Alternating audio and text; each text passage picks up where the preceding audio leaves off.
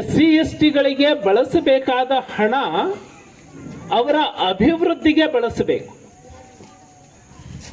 ಅಂದ್ರೆ ಅವರಿಗೆ ಸ್ವಯಂ ಉದ್ಯೋಗ ಮಾಡಲಿಕ್ಕೆ ಅವಕಾಶ ಕೊಡಬೇಕು. ನಿರುದ್ಯೋಗಿ ಯುವಕರು ಇರ್ತಾರೆ, ಸ್ವಯಂ ಉದ್ಯೋಗ ಮಾಡಲಿಕ್ಕೆ ಅವರಿಗೆ ಹೆಚ್ಚು ಸಬ್ಸಿಡಿ ಕೊಡಬೇಕು, ಹೆಚ್ಚು ಲೋನ್ಗಳನ್ನು ಕೊಡಬೇಕು, ಅವರಿಗೆ ಅಸೆಟ್ ಕ್ರಿಯೇಷನ್ ಮಾಡಬೇಕು. ಅಂದ್ರೆ ಮನೆ ಕಟ್ಕೊಳ್ಳಿಕ್ಕೆ ರೆಗ್ಯುಲರ್ ಏನು ಬರುತ್ತೆ ಅದಕ್ಕಿಂತ ಹೆಚ್ಚು ಹಣ ಅವರಿಗೆ ಸೇರಿಸಿ ಸ್ಪೆಷಲ್ ಇನ್ಸೆಂಟಿವ್ ಕೊಡಬೇಕು.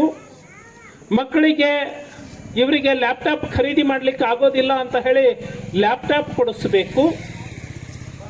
ಈ ಥರದ ನೀರಾವರಿ ಯೋಜನೆಯನ್ನ ಮಾಡಬೇಕು. ಭೂಮಿ ಖರೀದಿ ಮಾಡಲಿಕ್ಕೆ ಬೇರೆಯವರಿಗೆ, ಬೇರೆ ಸಮುದಾಯಗಳಿಗೆ ಕೊಡ್ಲಿಕ್ಕಾಗಲ್ಲ, ಬಟ್ SC/STಗಳಿಗೆ ಸಾವಿರಾರು ವರ್ಷದಿಂದ ಇವರು ಜಮೀನಿನ ಮಾಲಕರೇ ಆಗಿಲ್ಲ.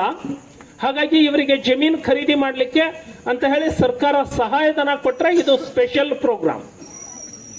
ಇದನ್ನ SCP/TSP ಅಂತಾರೆ.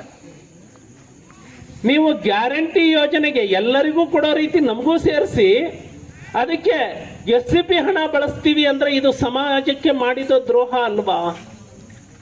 ನಾವು ದಿನದಿಂದ ದಿನಕ್ಕೆ ಮೊದಲನೇ ಬಜೆಟ್ ಮಂಡಿಸಿದಾಗಿನಿಂದ ಇದನ್ನ ತಿಳುವಳಿಕೆ ಕೊಡ್ತಾ ಇದ್ದೀವಿ. ಇಲ್ಲ ನೀವು ಇದನ್ನೇ ಕೊಡ್ತೀರಿ ಅಂತ ಹೇಳಿದ್ರೆ ಅದು ಸ್ಪೆಷಲ್ ಪ್ರೋಗ್ರಾಮ್ ಅನ್ನೋದರ ಬಿಡಿ. ನಾವು ಟೋಟಲ್ ಬಜೆಟ್ನಲ್ಲಿ ಇದನ್ನು ಕೊಡ್ತಾ ಇದ್ದೀವಿ ಅಂತ ಹೇಳ್ರಿ. ಹೇಳೋದು ಮಾತ್ರ SC/STಗಳಿಗೆ ಈ ವರ್ಷ 44,000 ಕೋಟಿ ರೂಪಾಯಿಗಳನ್ನ ಖರ್ಚು ಮಾಡ್ತಾ ಇದ್ದೀವಿ. ಭಾಷಣದಲ್ಲಿ ಹೇಳ್ತೀವಿ. ಯಾವುದಕ್ಕೆ ಕೊಟ್ಟಿದ್ದೀವಿ? ಯಾರಿಗೆ ಭೂ ಒಡೆತನ ಕೊಟ್ಟಿದ್ದೀವಿ? ಯಾರಿಗೆ ಎಕ್ಸ್ಟ್ರಾ ಗಂಗಾ ಕಲ್ಯಾಣ ಕೊಟ್ಟಿದ್ದೀವಿ? ಯಾರಿಗೆ ಎಕ್ಸ್ಟ್ರಾ ಪ್ಯಾಕೇಜ್ ಮನೆಯನ್ನ ಕಟ್ಟಿದ್ದೀವಿ?